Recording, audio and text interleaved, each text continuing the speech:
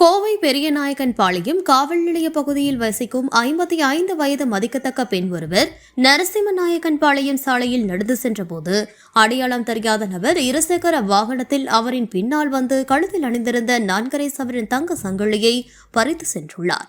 இதுகுறித்து அந்த பெண் பெரியநாயக்கன் பாளையம் காவல் நிலையத்தில் புகார் அளித்தார். மேற்படி வெளிப்பறி வழக்கில் தொடர்புடைய குற்றவாளியை விரைந்து கைது செய்ய மாவட்ட காவல் கண்காணிப்பாளர் கார்த்திகேயன் உத்தரவிட்டதன் பேரில் தனிப்படைகள் அமைக்கப்பட்டு மேற்படி வெளிப்பறி வழக்கில் தொடர்புடைய குற்றவாளியை காவல்துறையினர் தேடி வந்தனர்.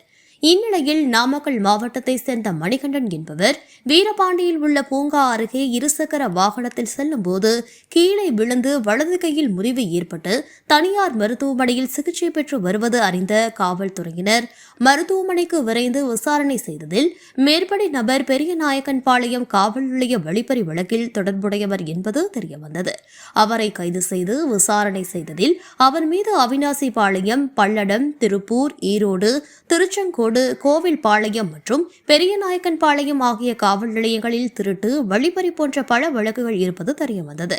இந்நிலையில் அவரை கைது செய்து அவரிடமிருந்து அந்த பெண்ணின் 4.5 சவரன் தங்க நகைகள் மற்றும் வழிப்பறிக்கு பயன்படுத்தப்பட்ட இருசக்கர வாகனம் ஆகியவற்றை காவல்துறையினர் பறிமுதல் செய்து நீதிமன்றத்தில் ஆஜர்படுத்தி கோவை மத்திய சிறையில் அடைத்தனர்.